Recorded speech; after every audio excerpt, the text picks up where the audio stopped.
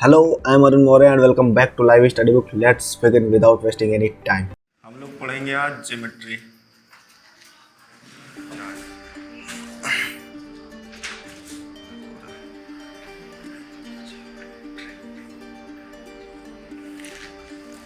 Geometry क्या होती है मालूम है किसी को? पढ़े हो कभी? ज्यामिति, रेखा गणित, एडवांस मैथ का ये पोर्शन है। किसका है? एडवांस का। ये एडवांस मैथ का एक पोर्शन है ज्योमेट्री।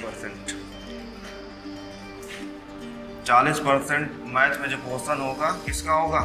एडवांस का होगा। एडवांस में आता क्या क्या है? आपका अलजेब्रा भी इसी के अंतर्गत लिख दिया गया हमने। ज्योमेट्री हो गया और फिर मेंसुरेशन। ये कुछ इंपॉर्टेंट चैप्टर्स हैं इन्हीं के अंतर्गत, और ट्राइगो और भी है इसी के अंतर्गत। मतलब यहाँ से अलग करके कुछ चीज़ें पढ़ाई जाती हैं। तो ये चारों चैप्टर मिलके 40% अकेले यही चार, मतलब जो भी मैथ एडवांस मैथ ये चार चैप्टर प्लस 40% कवर करके रखते हैं। जिसमें सीजीएल की बात की जाए तो 100 क्वेश्चन में 10% आप इसमें से ज्योमेट्री से, और 3 से 4 क्वेश्चन आते हैं प्री में, और ये मेंस के हैं। मेंस में 10% आते हैं और 3 से 4 क्वेश्चन प्री में आते हैं, क्योंकि प्री में 25 क्वेश्चन होते हैं मैथ में। 25 में 3-4 बहुत होते हैं, बोलो। तो इसका बहुत ही बड़ा पोर्शन है, और लेकिन स्टूडेंट्स को लगता क्या है कि ये कमज़ोर लगती है। सबसे बड़ी बात तो ये है, सबसे बड़ी बात क्या है कि ये कमज़ोर लगती है। तो रीज़न क्या है इसका कमज़ोर होने की? कहेंगे कि बहुत बड़ा, इसकी नो लिमिट, सीमा ही नहीं है इसकी। एडवांस की मतलब ये ज्योमेट्री की कोई सीमा नहीं कहेंगे, लेकिन सीमा है। आप बोल दो कि हम पढ़ने वाले उसका AIEEE एग्ज़ाम्स होते हैं बड़े बड़े, कि उसकी ज्योमेट्री हम पढ़ेंगे, वो तो बहुत बड़ा हो गया। तुमको एक लिमिट एरिया होगा उसको पढ़ना है, ज़्यादा पढ़ने की ज़रूरत नहीं। जैसे अर्थमेटिक में है, उसमें लैंग्वेज का खेल होता है। कोई भी क्वेश्चन आए तुम्हारे समझ पर डिपेंड करता है। और यहाँ पे ज्योमेट्री में क्या है, अगर तुम्हें उसकी थ्योरी आती है तो तुम कर ले जाओगे। उसकी थ्योरी आएगी तो मान लो कल अर्थमेटिक में क्या प्रॉफिट लॉस का क्वेश्चन आ गया, मान लो प्रॉफिट लॉस का क्वेश्चन तुम्हें आ गया और तुमने उसको अपने अंडरस्टैंडिंग से कर डाला क्वेश्चन को। उसके बाद मान लो कोई एक आ गया कि ये कोई बना दिया गया, मान लो अब उसमें बोल दिया गया ये नॉन है, साइक्लिक क्वाड्रिलेटरल है, ये नॉन है, और पूछ लिया गया ये। जब तक हमें पता नहीं रहेगा कि इन दोनों का योग, अगर साइक्लिक क्वाड्रिलेटरल है, इन दोनों का योग 180 होता है, तब तक हो ही नहीं सकता। मतलब हमें थ्योरी की जानकारी होनी चाहिए, ठीक है। अब थ्योरी को पकड़ के चलेंगे, ठीक है। जहाँ पर रिजल्ट याद करने की बात आएगी वहाँ पे हम लोग रिजल्ट याद करेंगे। तो यहाँ पे सब खेल किसका है? थ्योरी का। थ्योरी हम लोग को ज़्यादा से ज़्यादा पढ़नी है, ठीक है। और कुछ शेडेड एरिया वाले होंगे क्वेश्चन, उसमें कुछ 40 वाले फार्मूले होंगे, उनको याद करना है, ठीक है। याद कर लोगे 40 फार्मूले? 40 फार्मूले होंगे जिन्हें हमें याद नहीं करना है। 95% तुम्हें 5 से 10 फार्मूले याद करने पड़ेंगे, वहीं से हो जाएंगे। जो 5% बचेगा, जो शेडेड एरिया, मान लो कुछ ऐसे करके कि इसका एरिया इतना है, तो शेडेड एरिया का बताइए, इसका एरिया क्या होगा। तब इस तरह क्वेश्चन होगा, तो उसमें 95% क्वेश्चन 5 से 10 फार्मूले में कंप्लीट हो जाएंगे। जो 5% बचेंगे उनको तो हम कर लेंगे। कैसे? अगर 95% हमारा 5 से 10 फार्मूले में कवर हो रहा है, उसके बाद धीरे धीरे 5% भी कवर कर लेंगे यहाँ से। लेकिन हमें सबसे पहले किस पर फोकस करना है? 95%। मतलब एग्जाम में जो 95% क्वेश्चन होंगे वो 5 से 10 फार्मूले के अंदर सॉल्व हो जाएंगे।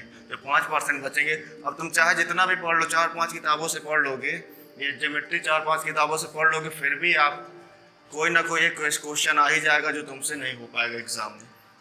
तो इसलिए पहले 95% कवर करना है, उसके बाद 5% कवर करना है, ठीक है। तो ये चीज़ें थी थोड़ा सा बेसिक नॉलेज। तो सबसे छोटी सी बात यह है कि हम लोगों को स्कोर कैसे अच्छा कर सकेंगे इस ज्योमेट्री में। तो उसके लिए हम लोगों को थ्योरी पढ़ना पड़ेगा, ठीक है। और एक बात और आती है कि फार्मूला भी रटना पड़ेगा। दो तरीके से फार्मूले हमें रटने पड़ेंगे। दो तरीके से फार्मूले रटने पड़ेंगे। एक तो जिसका डेरिवेशन लंबा होगा, क्योंकि अगर एग्जाम में मान लो तुम्हें डेरिवेशन याद भी आ गया तो जब उसको करने भी लगोगे तो कहोगे यार इसमें दिमाग में चलता रहेगा कि मुझे अगर ये फार्मूला याद होता तो इतना समय नहीं लगता डेरिवेशन का। तो डेरिवेशन जिसका लंबा होगा तो क्या करेंगे हम लोग, उसका याद कर लेंगे रिजल्ट। जैसे मान लो यही है, मान लो ये याद करना, ये परपेंडिकुलर है, ये बेस है, ये हाइपोटेनस है, लंब, आधार और कर्ण। और ये मान लो ये इसको याद करना है। तो इसके लिए रिजल्ट आपको याद होना चाहिए। रिजल्ट नहीं याद तो उसको निकालने का तरीका भी मान लीजिए आपको आ भी गया तो एग्जाम में उस प्रेशर को हैंडल करके करना होता, मतलब प्रेशर हैंडल करना होता, मतलब प्रेशर अंदर से आएगा कि और जल्दी हो जाता अगर हमें ये फार्मूला याद होता। समझ पा रहे हो क्या समझाना चाह रहे हैं? बोलो। चले आगे, बेसिक की बात करते हैं और कुछ नहीं। अच्छा, एक चीज़ और देखना है कि क्या क्या पढ़ना है ज्योमेट्री में, उसको नोट डाउन करते चलो। पढ़ना है आपको lines and angles. Line and angles मतलब रेखा एंड कोण। पॉलीगन, पॉलीगन पहला ये, दूसरा ये, तीसरा ये। पॉलीगन के अंतर्गत आप पढ़ लेंगे सारी चीजें। आपका आ जाएगा रेक्टेंगल। पॉलीगन के अंतर्गत आपको आ जाएगा रेक्टेंगल, रोम्बस। कुछ लोग तो पहली बार ये सब नाम सुन रहे होंगे, क्यों? Parallelogram,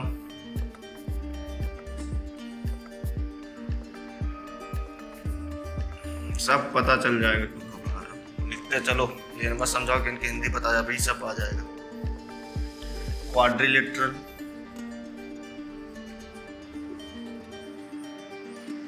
quadrilateral, square, trapezium, trapezium, ठीक है। सब इसी में कवर हो जाएगा। मेन चीज इम्पोर्टेंट सबसे यही है, ये इम्पोर्टेंट है और दो और है, एक ट्रायंगल है और एक सर्कल है। ये तीनों मोस्ट इम्पोर्टेंट है, ठीक है। और जो शेडेड एरियाज हैं, कौन से शेडेड एरियाज जो ज्ञात करना, ये तो सभी के अंतर्गत आते रहेंगे। जैसे जैसे इनके क्वेश्चन होते रहेंगे ये उनके अंतर्गत आते रहेंगे, ठीक है। इसके 2 से 3 रिजल्ट है, उनको याद कर लेना, ज़्यादा याद करने की आवश्यकता नहीं है। ये सारी चीज़ पढ़ने वाले, ठीक है। तो डाल लीजिए पहला lines and angles. Lines and angles, ठीक है। हम लोग पढ़ेंगे इसमें लाइन्स एंड एंगल्स। सबसे पहला टॉपिक है जो भी, तो यूपी टेट का एक क्वेश्चन है छोटा सा, उसी के थ्रू तुम्हें डेफिनेशन भी समझानी है कि यूपी टेट में भी ये सब आ सकता है। हम लोग को सबसे पहले ज्योमेट्री बहुत बड़ा है, नो लिमिट, कोई सीमा नहीं कहीं भी।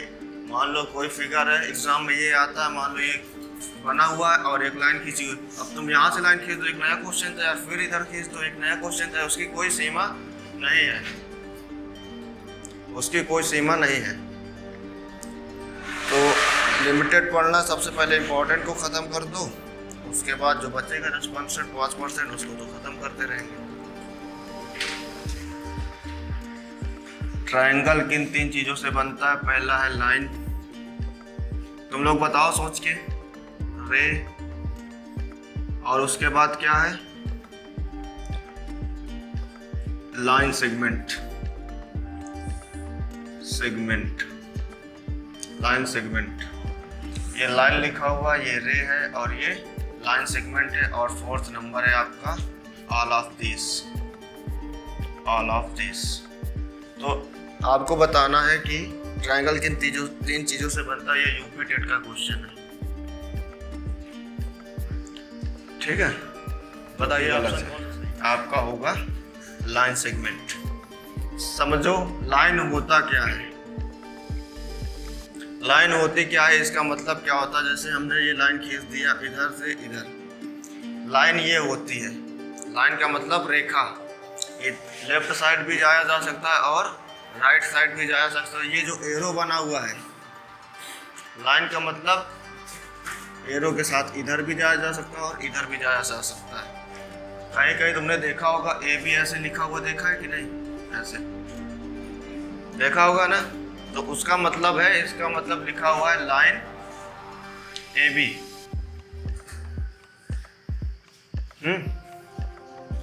और दूसरा क्या है? रे। रे का मतलब क्या है? रे का मतलब किसी एक ही दिशा में जा रही हो, इधर जा रही हो या फिर इधर, लेकिन ज्यादातर ये मतलब राइट साइड में जाती है।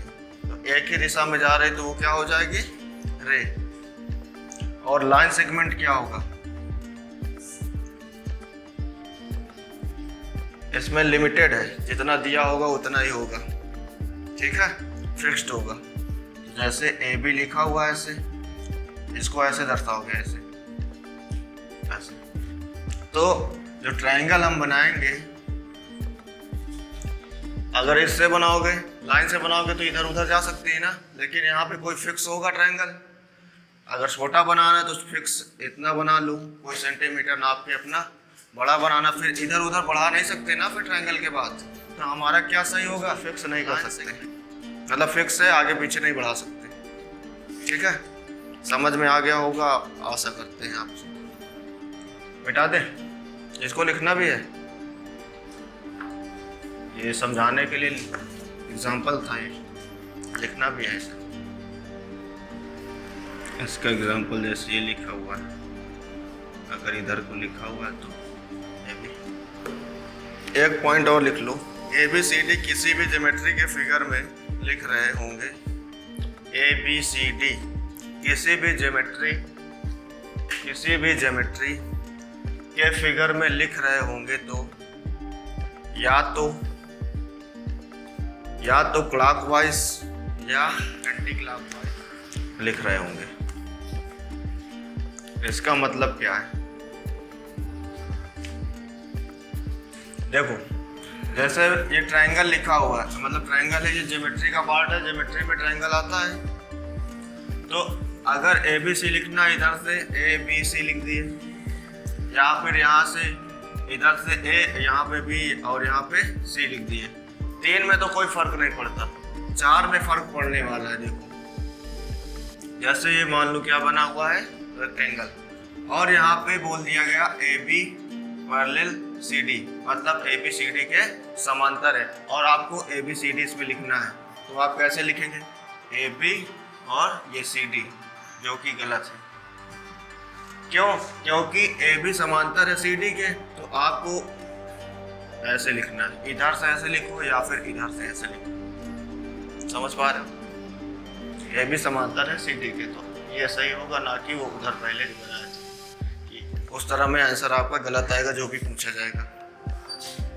समझ पा रहे हो? अब थोड़ा सा बेसिक की बात कर लेते हैं इसके बाद।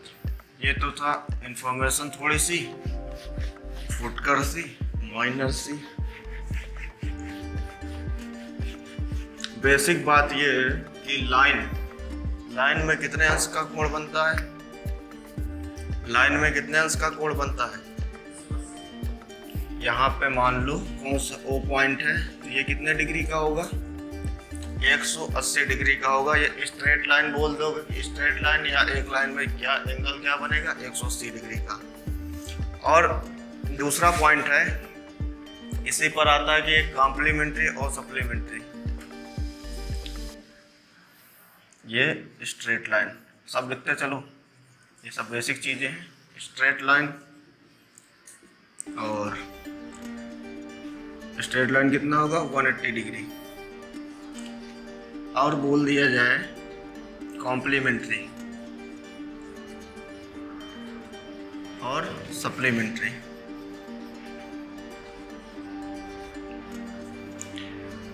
कॉम्प्लीमेंट्री का मतलब क्या होता है? 180 डिग्री। जो सम होगा ये 90 डिग्री का होगा इसमें, और सप्लीमेंट्री है तो 180 डिग्री का सम होगा। सम का मतलब योग, ठीक है। मतलब यहाँ पे एंगल कैसे, देखो 90 डिग्री है ये, मान लेना है। अब तिरछा मिर्चा हो जाए तो बात की बात है। जैसे ये है, अब यहाँ पे मान लो ऐसे दे दिया गया, दो एंगल है यहाँ पे, एक ये और एक ये दोनों आपस में कॉम्प्लीमेंट्री है, क्योंकि यहाँ पे कितने अंश का इनका योग है? 90 अंश का है। तो क्वेश्चन बोल सकता है पेयर ऑफ कॉम्प्लीमेंट्री, और पेयर ऑफ सप्लीमेंट्री भी बोल सकता है। सप्लीमेंट्री क्या होगा? यहाँ पे एक खींच दिया, ये मान लो 30 का है, तो ये कितने का होगा जाके? 150 का होगा जाके, क्योंकि टोटल कितने का होता है इसमें योग? 180 का होगा। इसको याद करने का टेक्निक ये है कि C पहले आता है कि S पहले आता है? C पहले आता है, इसका मतलब कॉम्प्लीमेंट्री 90, और ये सप्लीमेंट्री S उससे ज़्यादा होगा। तो ये होता है पूरक और ये होता है संपूरक। हिंदी समझ पाए? पूरक संपूरक, कॉम्प्लीमेंट्री एंड सप्लीमेंट्री, समझ में आ गया होगा। एक से अधिक एंगल का सम अगर 90 है तो क्या होगा? कॉम्प्लीमेंट्री। समझ में गया कि नहीं? ये कॉम्प्लीमेंट्री और सप्लीमेंट्री क्या होता है? पूरक और संपूरक। कॉम्प्लीमेंट्री का मतलब दो या दो से अधिक। यहाँ पे मान लो ऐसे दे दिएगा 2 और 3, मतलब ये 3 एंगल बन गए, एक ये, तीनों का योग क्या हो गया? 90 डिग्री।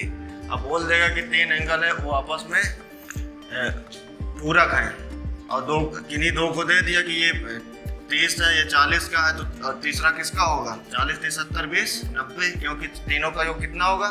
90। अगर कॉम्प्लीमेंट्री दे दिया, अगर सप्लीमेंट्री दिया होता तो मतलब मान लो ऐसे करके कुछ ऐसे दे दिया, ये 30 का है, ये 90 का है, तो ये कितने का बचा? ये तो 90 का है ही है।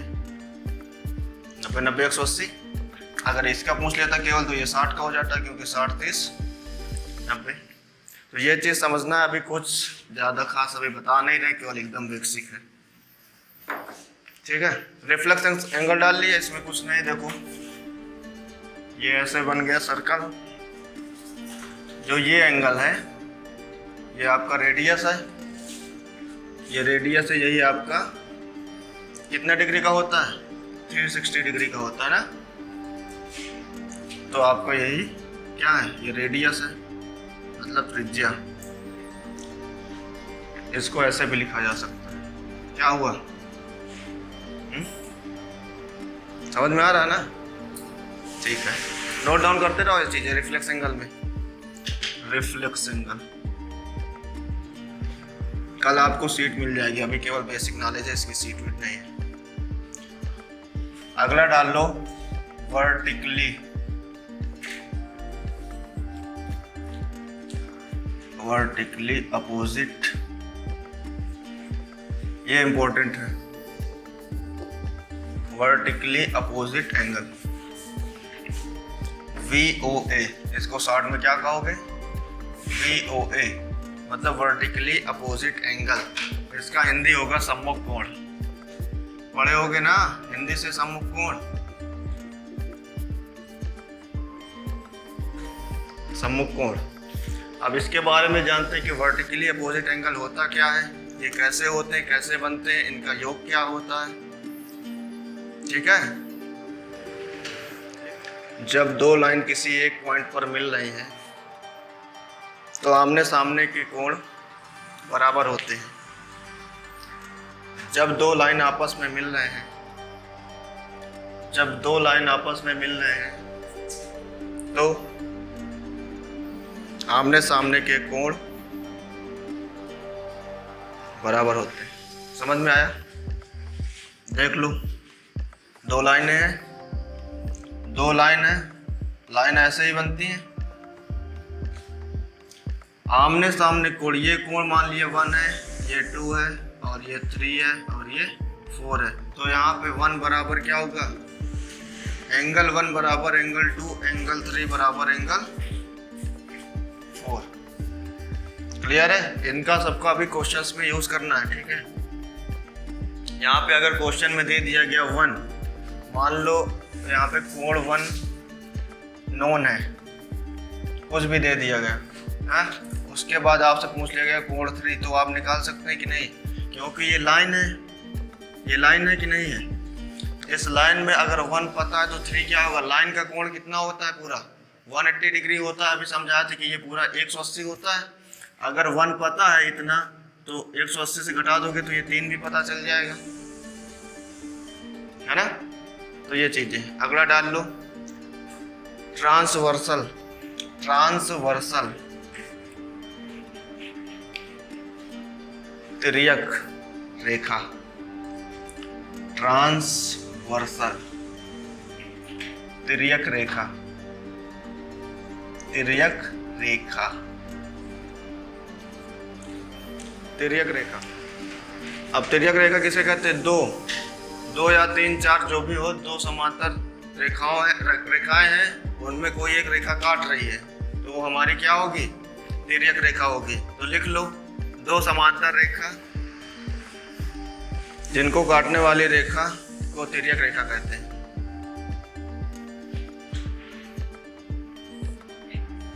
ये दोनों आपस में क्या है, समांतर रेखा, ये L है और ये M है, ये L है और ये M है, दोनों आपस में क्या है, समांतर रेखाएं हैं। अब इसको ये काट रही है, इसको ये काट रही है, तो क्या हो जाएगा, ये तिर्यक रेखा होगी, ठीक है। मतलब L समांतर M है, L पैरेलल M है, और बोल दिएगा M पैरेलल N है। मान लो 2 रेखाएं आपस में समांतर हैं और 2 और आपस में समांतर हैं, और एक कॉमन है उसमें, ये कॉमन है ना, तो ये भी आपस में समांतर होंगी। ये इसके समांतर है, ये इसके समांतर, तो ये भी इसके समांतर होगी। इस पॉइंट को भी लिख लो। तो ये चीज समझना है। आप समझते हैं इस तिर्यक रेखा का जो यूज है, हमने क्या लिखा था अभी, ये और ये। अब यहाँ पे देखो, ये वर्टिकली अपोजिट एंगल, जो वर्टिकली अपोजिट एंगल, जिसमें जो प्रॉपर्टी लिखवाए थे कि क्या क्या बराबर है, यहाँ पे क्या लिखवाए थे, ये पॉइंट है हमारा, 2 रेखाएं आपस में मिल रही हैं। इसी में हम लोग उस चीज को भी समझेंगे कि ये वर्टिकली अपोजिट कैसे है। देखो ये और ये आपस में होंगे बराबर, ये और ये आपस में बराबर होंगे, इसी तरह से ये और ये बराबर होंगे, ये और ये। तो नंबर डाल दो, 2 3 4 5 6 7 और 8। तो 1 बराबर क्या होगा, 2 के, 3 बराबर 4 के होगा, एंगल सब में लगा हुआ है, ठीक है। 5 के बराबर होगा 6 के, उसके बाद आपका 7 के बराबर 8 के। कॉरेस्पॉन्डिंग ये नहीं, ये वर्टिकली अपोजिट है। कॉरेस्पॉन्डिंग अभी समझाते हैं। कॉरेस्पॉन्डिंग एंगल, कॉरेस्पॉन्डिंग एंगल अब इसी में देखते हैं। ये हमारे क्या है, वर्टिकली अपोजिट एंगल, ये सभी यही चीज तो है। इसके बराबर ये, इसके बराबर ये, फिर ये। कॉरेस्पॉन्डिंग का मतलब होता है क्या, संगत कोण, संगत कोण। अब संगत कोण किसे कहते हैं, जैसे ये मान लो दिया हुआ है, इसमें एक छोड़कर एक बराबर होगा। जैसे ये है, ये कोण, ये इसको छोड़ करके इसके आगे कौन सा कोण है, ये, तो ये और ये बराबर होंगे। तो यहाँ पे क्या क्या बराबर है, 3 बराबर क्या है, 7 के। उसके बाद इसी तरह से यहाँ पे 1 बराबर क्या है, 5 के, 1 बराबर 5 के, 4 बराबर 8 के, और उसके बाद क्या समझ पाए हो, ये आपका कॉरेस्पॉन्डिंग कोण है।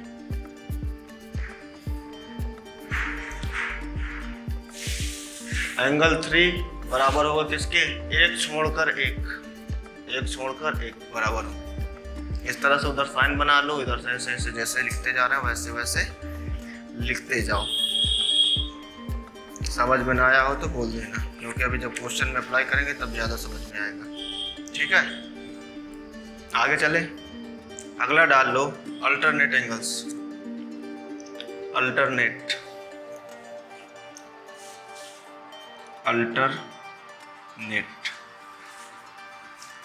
एंगल।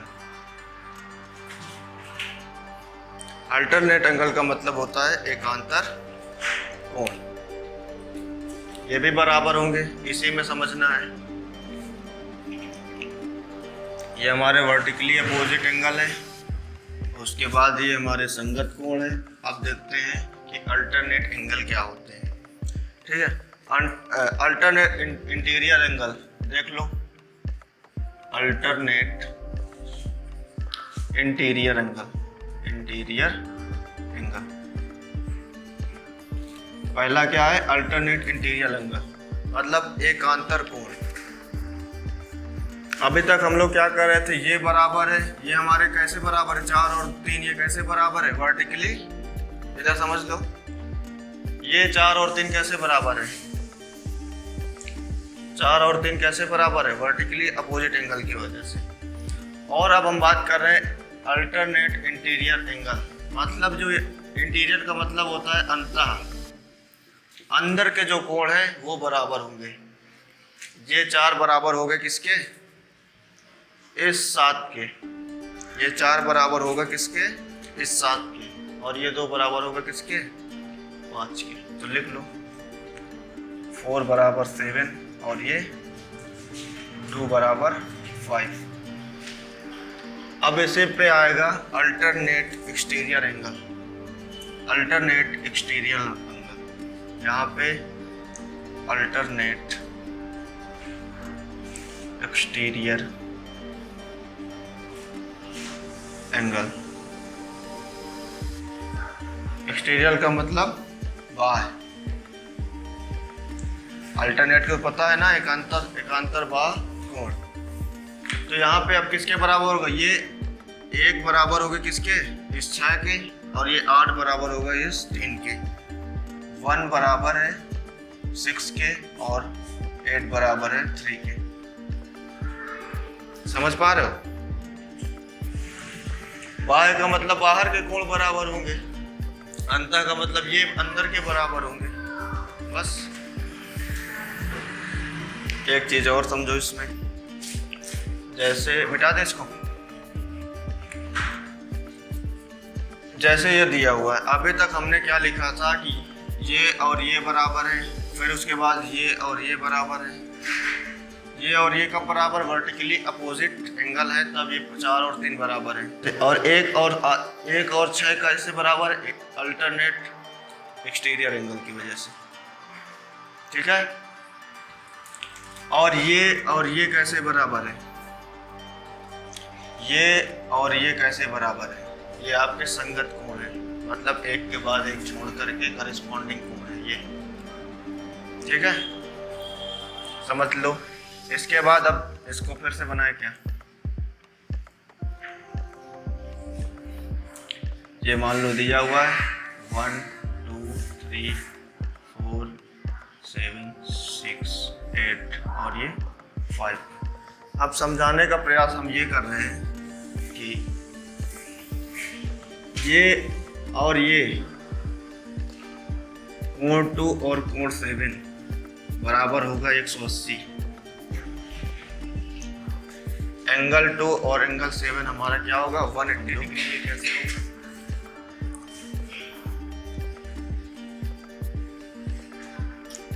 ये और ये इनका योग कितना होगा? 180 होगा। अब ये कोण 3 है, 3 ये बराबर होगा किसके? इसके होगा कि नहीं? करेस्पॉन्डिंग की वजह से। अभी ये हमने लाइन का इक्वेशन लिखा। लाइन का मतलब क्या होता है? 3 और 2 को जोड़ दिया जाए तो हमारा एक लाइन तैयार हो जाएगी, वो 180 डिग्री होता है। उसके बाद अब एक और यहाँ 3 और ये 7 बराबर होंगे। कैसे? ये करेस्पॉन्डिंग एंगल की वजह से। तो कोण 3 बराबर कोण 7 लिख सकते हैं। तो 3 की जगह पे हम लोग क्या लिख सकते हैं? यहाँ पे एंगल 7 और एंगल 2 क्या हो जाएगा? 180 डिग्री। वही चीज़ हमने यहाँ पे लिख दिया था। ये रिजल्ट है, याद रखना है। करेस्पॉन्डिंग एंगल और इनका योग 80। इसी तरह से ये क्लियर है? अभी कम समझ में आ रहा होगा, एग्जाम्पल में ज़्यादा समझ में आएगा। अभी पूरी ज्योमेट्री बाकी है, कंफ्यूज नहीं होना, ठीक है? एक छोटी सी बात और हम देखते हैं, हमने क्या क्या पढ़ लिया है। वर्टिकली अपोजिट एंगल पहले पढ़ा, उसके बाद क्या पढ़ा? करेस्पॉन्डिंग एंगल, और उसके बाद एक्सटीरियर एंगल, मतलब अल्टरनेट एंगल में इंटीरियर और एक्सटीरियर, ये सारी चीज़ें हमने पढ़ी। मान लो ये ट्रायंगल बना हुआ है और इसकी ये दोनों भुजाएं बराबर है, तो इनके सामने वाले कोण, अपोजिट वाले जो कोण हैं, इसके अपोजिट ही है ये कोण बराबर होंगे, क्योंकि ये दोनों भुजाएं बराबर है तो दोनों कोण भी हमारे बराबर होंगे। मान लो यहीं पे दिया होता कि ये हमारी बड़ी भुजा है, बड़ी भुजा के सामने का कोण भी हमारा बड़ा होगा। यहाँ पे देख लो, राइट एंगल ट्रायंगल में ये कर्ण होता है, सबसे बड़ा कोण यही 90 डिग्री का होता है, टोटल 180 होता है, ये 30 60 कुछ ये होंगे इधर उधर, लेकिन बड़ी भुजा के सामने का कोण बड़ा होगा, छोटी भुजा के सामने का कोण छोटा होगा। ये एक छोटा सा पॉइंट था, समझ पाए हो तो बताओ। चलिए आगे। अब चलते हैं क्वेश्चन की ओर।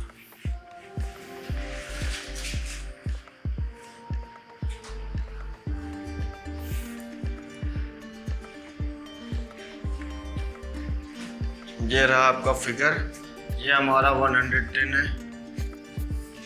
उसके बाद हमें ये थीटा ज्ञात करना है। ये आपका 100 है। ये सारा कुछ डिग्री है, यहाँ पे डिग्री के अलावा कुछ नहीं है, ठीक है ना? लिखे तो समझ जाना। ये M रेखा है और ये L है, तो यहाँ पे L समांतर M दे रखा है। आपको ये थीटा ज्ञात करना है, ये ज्ञात करना है। लगाइए, तो यहाँ पे एक लाइन ड्रा करनी है, तब तो पता चलेगा। देखो, अगर ये इसके समांतर है, समझो इधर एल एम के समांतर है, ये इसके समांतर है, यहाँ पे ऐसे कर दोगे तो समांतर ही है। उसके बाद हमने इसके समांतर इसको खींचा है, इसके समांतर खींचा है, तो जो ये खींचे हैं लाइन, इसके समांतर भी तो हो गया अभी यही चीज। अब देखो यहाँ पे ये कोण कितने डिग्री का होगा? ये समांतर कुछ इस तरह से दिख रहा है, अभी दिख रहा है कि नहीं? तो ये अंदर के कोण कितना होगा? इनका योग 180 होगा, अभी लास्ट में ही प्रूव किया गया है। तो ये 110 है, तो ये कितना बचा होगा? क्योंकि इनका योग हमारा 180 होता है। उसके बाद ये 100 है, ये 100 है और ये समांतर है, तो ये टोटल कितना होगा? ये 100 है तो ये भी 100 होगा टोटल। ये 100 है तो ये भी टोटल होगा, क्योंकि हमारा क्या है, यहाँ पे ये बन रहा है ये तिर्यक, और एक ये समांतर है और एक ये समांतर है। यहाँ पे ये 100 है तो ये इंटीरियर एंगल, अंदर के कोण 100 ये है, तो ये भी 100 होगा अंदर का। याद इमेजिन करना, ये चीज़ है जो हमने अभी समझ रखी है। इमेजिन करोगे ये 100 है तो ये भी 100 होगा। अब ये 100 है तो हमारे ये 70 निकल आया, तो ये कितना बचा होगा? केवल इतना, 30 डिग्री। तो थीटा हमारा कितना आया? 30 डिग्री। समझ पाए?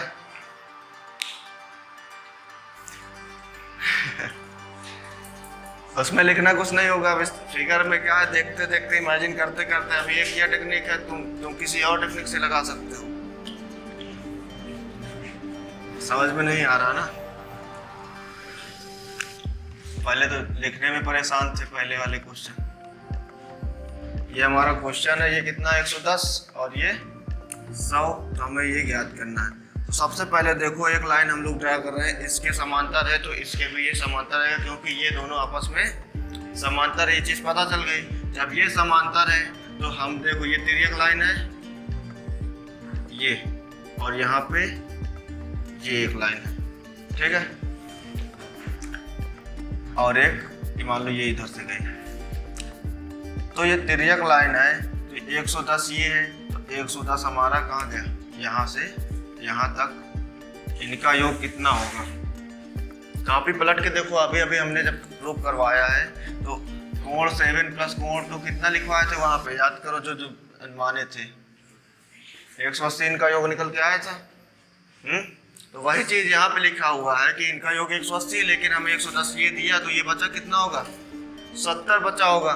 उसके बाद ये एक प्रकार से इसको ऐसे भी बोलते हैं कि जेड आकार में है, ऐसे जेड आकार में है तो ये समांतर, ये भी समांतर, तो ये दोनों आपस में क्या होंगी, बराबर होंगी। ये दोनों आपस में क्या होंगी, बराबर। ये इंटीरियर एंगल है, ऐसे करके देख लो ना, ऐसे। ये बाह्य कोण हो गया, ये अंदर का कोण हो गया, तो ये बराबर, ये बराबर, तो ये 100 है। तो ये टोटल कितना होगा, ये वाला टोटल कितना होगा, 100। यही तो बन रहा ना जेड।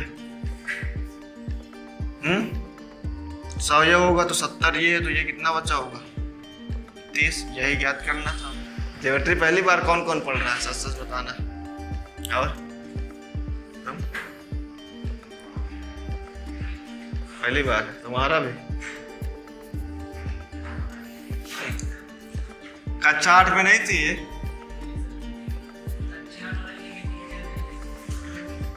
अरे फिर भी कुछ एंगल वेंगल तो समझ में आ रहा होगा। क्वेश्चन नंबर 2,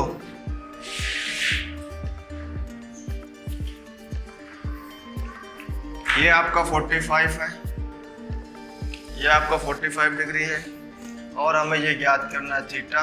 उसके बाद आपका ये है 30 डिग्री।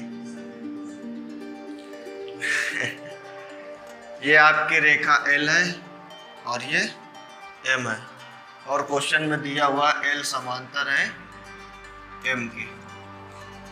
तो आपको थीटा याद करना है, सोचना है आपको लाइन अब कहाँ पे ड्रा करनी है। एक हिंट दिए दे रहे हैं कि ये लाइन यहाँ पे आप लोग स्टार्ट ड्रा करोगे, फिर यहाँ से अपने नियम लगाना स्टार्ट करोगे। ये क्वेश्चन में दिया नहीं है, तुम खुद से करोगे, ठीक है। अलग अलग पेन का यूज करो, रंग बिरंगे पेनों का, लाल पीला हरा सफेद काला नीला पीला। आ रहा है वही 4-5 नेम है। हमको क्या देखना, समांतर क्या है, तिर्यक क्या है। ये हमारे समांतर है और तिर्यक क्या है, ये तिर्यक है। अब इन्हीं में वही तीनों चारों रूल लगाने, घर से पढ़ के आना है तुमको कल, और अच्छी तरीके से वो सब क्लियर हो जाएंगे। एकदम सरल है ये वाला। लाइन ड्रा हमने कर दी, अब तुम्हें करना है। ये हमारा क्या बन गया, जेड बन गया कि नहीं बन गया, 45 है, तो ये भी हमारा क्या है, 45 है, इतना। और जेड का मतलब सीधा ही जेड नहीं, इसका मिरर इमेज भी वही होगा, जो यहाँ होगा वो यहाँ होगा, ठीक है। तो ये भी बन गया, ये एक जेड बन गया। ये 30 है तो ये भी 30, और 45 30 कितना होगा, 75। थीटा हमारा क्या निकल के आ गया, 75। समझ में आया। कौन सा एंगल है, इंटीरियर एंगल है ना, क्लियर है। चले आगे, बोलो अगले क्वेश्चन पे चले। आपको केवल 2 ही चीज में फोकस करना है। कहाँ पे, एक ट्रांसवर्सल पे, मतलब तिर्यक रेखा कौन सी है, उसके बाद समांतर क्या क्या है, यहाँ पे फोकस करना। एक नेक्स्ट क्वेश्चन को देखते हैं।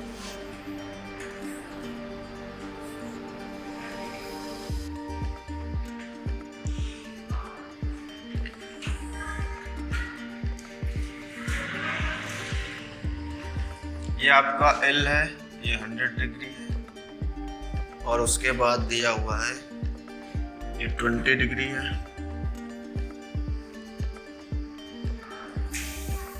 हमें ये ज्ञात करना है थीटा डिग्री। M है और N है, और हमें क्वेश्चन में दिया L समांतर है M के और N, ये क्वेश्चन में दिया हुआ। ये चीज जरूर लिखना जो लिखते हैं ऊपर क्वेश्चन के हिसाब से। अब बताइए, बस वही 3-4 रूल लगने अभी फिलहाल में लाइन साइड एंगल्स में। लगाओ, करो, बताओ। देखो इधर, ये 100 है तो ये भी हमारा पूरा क्या होगा, 100 होगा। ये 100 तो ये भी 100। ये बन रहा है ना इंटीरियर एंगल, बार बार समझाना पड़ेगा। ये चीज जेड बन रहा है कि नहीं, ये समांतर रेखा ये है, ये 100 है तो ये भी 100 रहेगा। अब टोटल 100 है पूरा पूरा, लेकिन ये बेस है तो ये कितना बचा होगा? 80 बचा होगा। अब ये 80 है, एंगल है, इनका योग कितना होगा? अभी लास्ट वाला मेथड सबसे 180 होना चाहिए। हमारा थीटा कितना निकल के आया? 100। कोई बात नहीं, समझ में नहीं आ रहा तो पूछो और घर पर प्रैक्टिस करना। अभी बहुत से क्वेश्चन है, आने लगेगा सब। चले नेक्स्ट, ये चौथा क्वेश्चन था शायद, ये तीसरा था। चौथा क्वेश्चन देखिए, अब मिटा दे। मान लो क्वेश्चन यही है, आपसे पूछ लिया गया, ये थीटा पूछ लिया गया, उसके बाद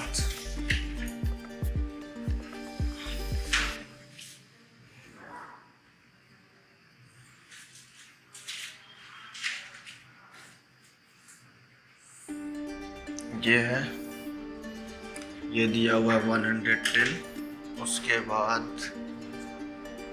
ये दिया हुआ है 10।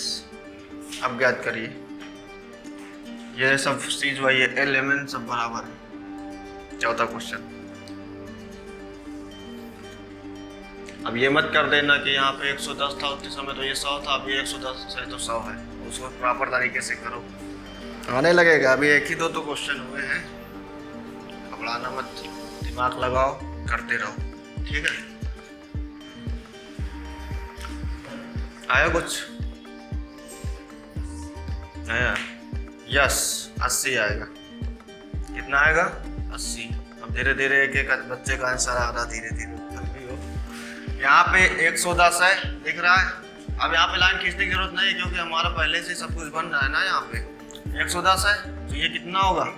इनका योग कितना होता है, इसका और इसका? ये कौन से एंगल्स है? ये इनका योग हमने प्रूव किया था कि कितना होता है, 180। तो ये हमारा 70 निकल के आया। अब ये 70 है, 70 और 80 मतलब, अब देखो ये और ये बराबर होंगे, 70-80 है मतलब टोटल 80 है पूरा। ये भी हमारा क्या होगा? 80 होगा। समझ पाए? Next question.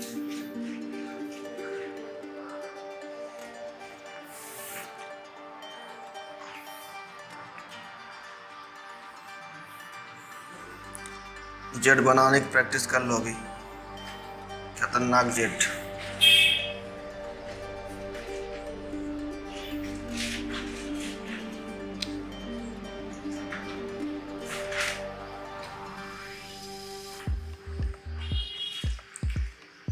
ये मान लेना ये दोनों समांतर है, ठीक है। अब नहीं बन रहा तो हम क्या करें? मान लेना कि ये समांतर है, ये इसके समांतर है, ये इसके मान लो समांतर है, ठीक है। 80 है, ये ए, ये बी, सी, डी और फिर ई और ये एफ। ये 80 डिग्री है। उसके बाद ये 110 है और x इसे ज्ञात करना है आपको, और ये z है, दो नहीं है, z है, और एक ये y है, ये आपका y है।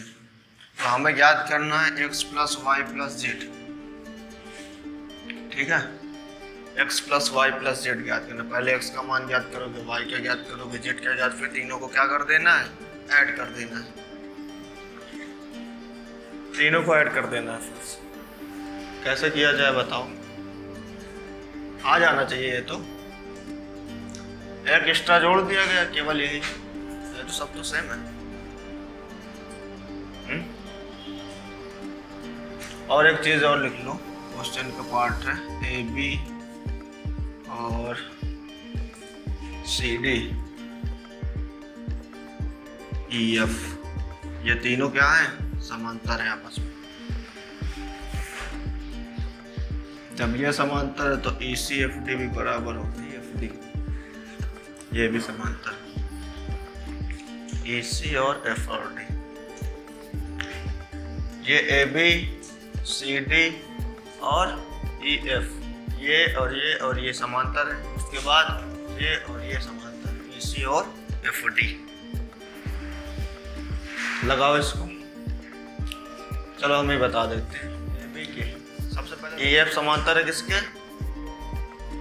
AB के समांतर है ये और ये समांतर है, तो ये कोण और ये कोण, मतलब यहीं से तो बनेगा ना। इसका तिर्यक यही है कि इसको मानोगे, इसको नहीं मानो, क्योंकि AB बोला है ना, AC नहीं बोला। AC का कोई लिंक ही नहीं है। तो ये तो 80 ये है, तो टोटल 80 AB होगा, टोटल 80 AB होगा। अब उसके पहले यहाँ पे देखो, यहाँ पे और एक CD और EF, CD और EF ये दोनों भी हमारी क्या है? समांतर है। समांतर है तो इनका और इनका योग क्या होगा? ये भी तिर्यक रेखा है, उसके लिए इन दोनों के लिए तिर्यक रेखा ही तो है। तो इसका योग कितना होगा? ये 70 के बराबर होगा। x हमारा कितना निकल के आ गया? 70। अब इस ऐसा नहीं लिखना तो मत लिखो, यहाँ से डायरेक्ट आंसर आएगा। ये 70 निकालो नहीं मत निकालो, क्योंकि x प्लस वाई हमारा कितना आ गया? यहाँ तक तो 80 ही आ गया। इसको लेके निकालना पड़ेगा। क्यों? इसको निकालने का 70 यहाँ से निकल के आया। अब ये कोण और ये कोण आपस में क्या होंगे? बराबर होंगे। करेस्पॉन्डिंग कोण है ये कितना होगा? 70। तो कितना हो जाएगा ये? 150। ये लाइन देखो ना, ये लाइन है, उसके बाद इसी में ये बना हुआ, ये बना हुआ। सोचो एक बार इमेज बना के देखो कि तिर्यक रेखा है कि नहीं इनके लिए। या फिर इसको मान लो कि ये सीधी सीधी लिखी हुई, ये तिर्यक रेखा है, तो ये और ये आपस में बराबर होंगे, क्योंकि ये आपस में क्या है? एक छोड़ के दूसरा ही कोण तो है। अभी वहां पे क्या बताया था? ऐसे करके बताए थे। मान लो ये दोनों तिरछा है, ऐसे ऐसे, और ये सीधा है, वही चीज तो है। तुम्हारा कितना आंसर आ जाएगा? 150। चले आगे। घर में एक बार खुद से करने का प्रयास करना, जितने भी क्वेश्चन यहाँ कराए जाए।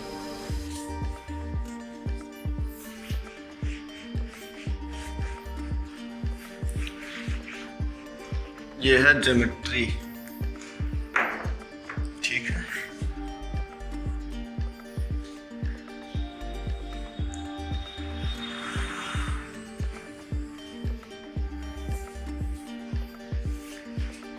और आपका ये बन गया, ये 25 डिग्री है, और ये आपको ज्ञात करना है थीटा, ये आपका 75। ए ये एल है, ये एल है, बी और ये सी। याद करिए, एल और एम समांतर है, ठीक है। एल और एम क्या है? समांतर है।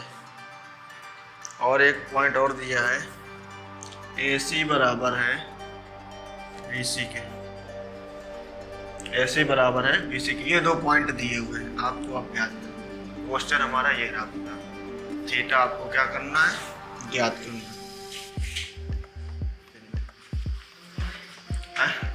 7 2 तो तुम्हें 15 दिन में खत्म कर दे। अब इससे कम नहीं हो पाएगा। 7 कैसे देना है समझो, पढ़ के आओ थोड़ा सा, जो पढ़ाया जाए यहाँ पे। जैसे आज पढ़ा दिया, आज की तो कोई बात नहीं, आज का रिवीजन कल फुल होना चाहिए माइंड में जितने। अब हमने क्या बताया था कि ज्योमेट्री आपका थ्योरेटिकल नॉलेज है।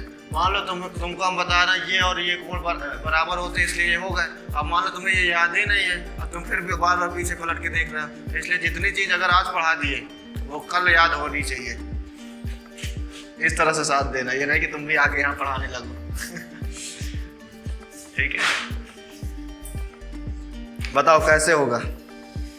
यहाँ पे AC बराबर है किसके? AC, ये AC और ये BC, ये दोनों रेखाएं आपस में क्या है? बराबर है। ये दोनों आपस में बराबर हैं, इसका मतलब इसके सामने का कोण ये है और इसके सामने का कोण ये दोनों भी हमारे बराबर होंगे। पहले हम लोग याद कर लेते हैं ये कितने का है तो पता चल जाएगा ये कितने का है, और ये पता चल जाएगा तो ये आपस में पूरा कितना होता है, ये 180 का होता है, उससे घटा देंगे। सबसे पहले हमें ज्ञात क्या करना है, इस कोण को। अब बताओ इस कोण को ज्ञात करोगे तो कैसे करोगे? इस कोण को ज्ञात करने के लिए ये दिया हुआ 75, वो 75 तो ये भी हमारा क्या होगा, 75 होगा। बोलो कंफर्म है 75 ही होगा? बताओ है? देखिए बताओ, तुम तो मस्ती कर ले, तुमसे पूछने के लिए हम लोग रुके हैं। आई एम नॉट एग्री, तो बताओ क्यों नहीं एग्री हो, रीजन बता दो। यहाँ पे देखो ये पूरा 75 का होगा, ना कि ये केवल, ठीक है ना? यही तो पूछ रहे थे कि ये 75 है क्योंकि हमारी ये और ये रेखाएं आपस में क्या है, समांतर है। यहाँ से पता चल रहा है ये दोनों आपस में समांतर, मतलब ये कोण और ये कोण पूरा 75, ये 25 है तो ये कितना है 50। अब ये 50 है तो ये भी हमारा कितना होगा, ये वाला 50। अब 180 टोटल होगा तो टोटल से घटा दोगे तो कितना आ जाएगा, 130 हमारा आंसर होगा।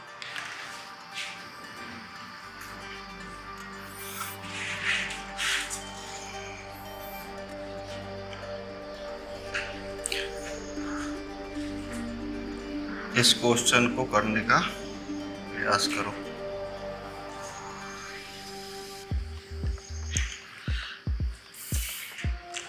ये L है और ये M है, ये आपको ज्ञात करना है थीटा। उसके बाद ये है 20 डिग्री, फिर ये 70।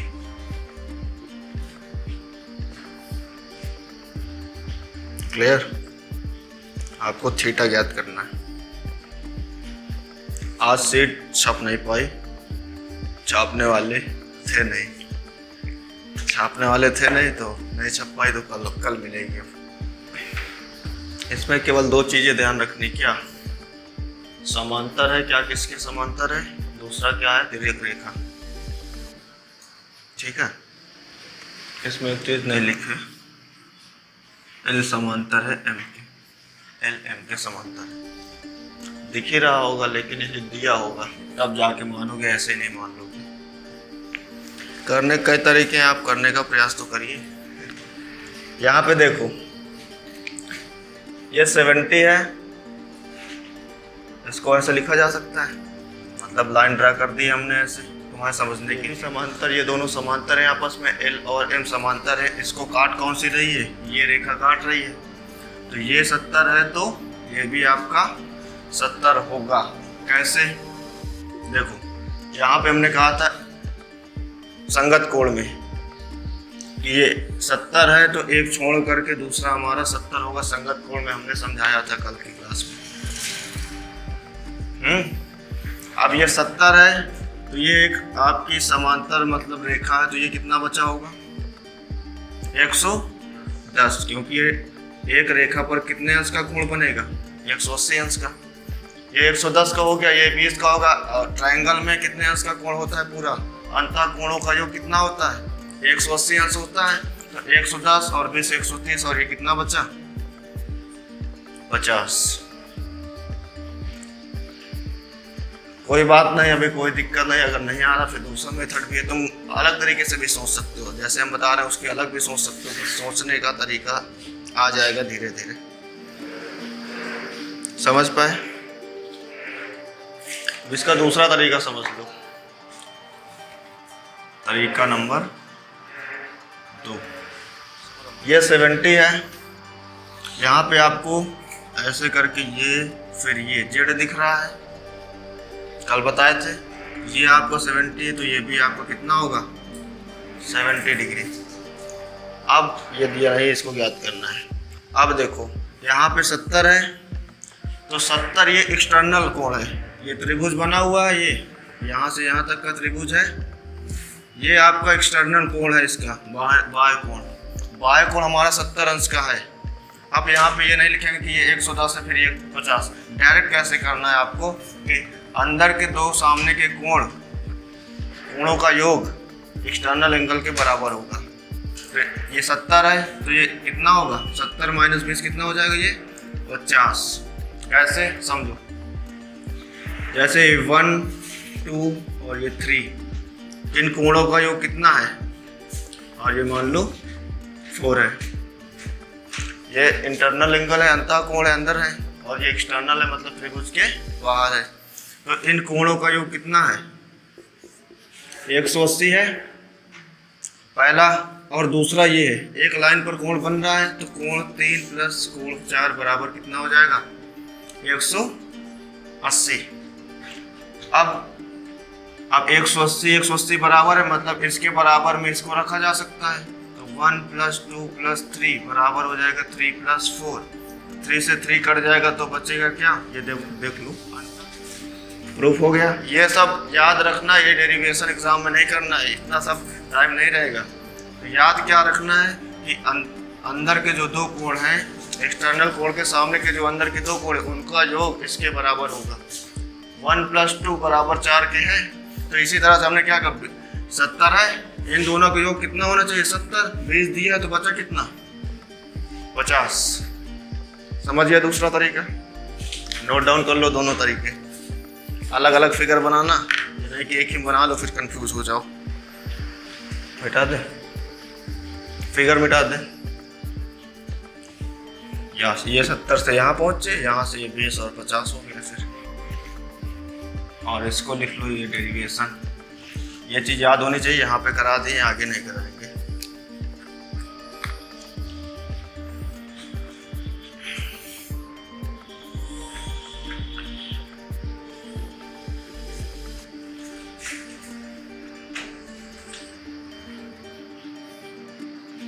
ये आपका 95 है, उसके बाद ये 110 है।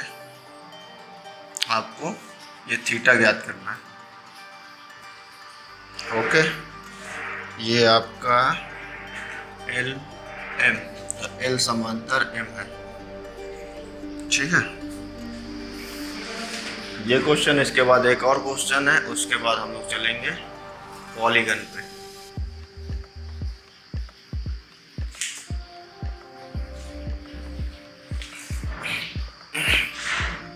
जिसने कल की क्लास नहीं देखी वो यूट्यूब पर देख लेगा, कल अपलोड हो आज अपलोड हो जाएगी। आधा एडिट हो गया है, आधा बाकी।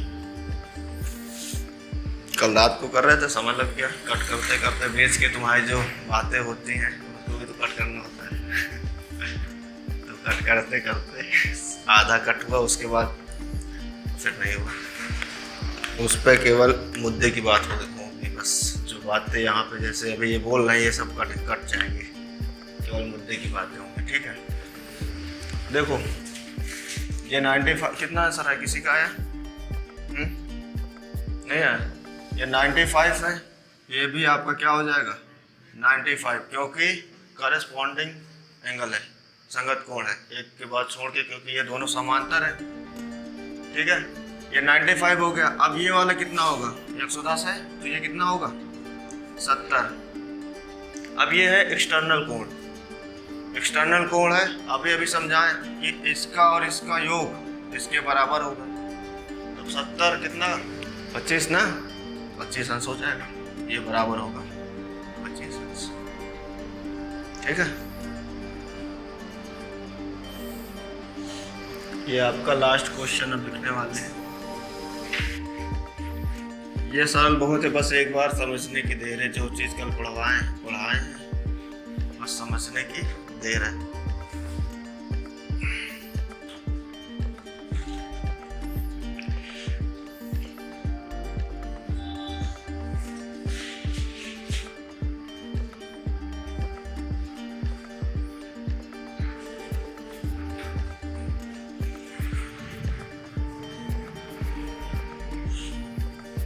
ये आपका 45 डिग्री है,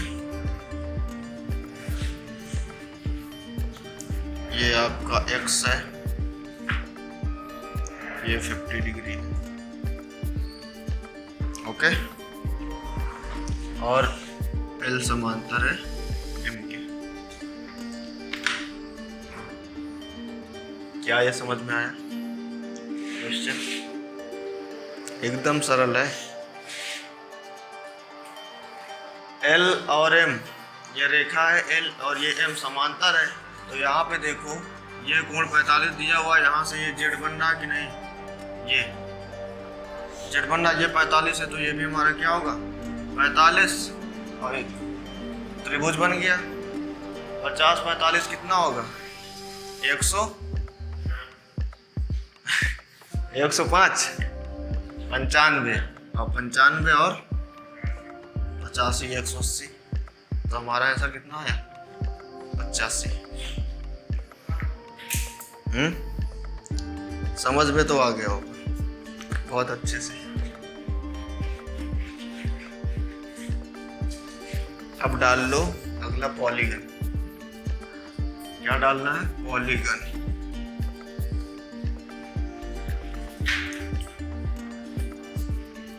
क्या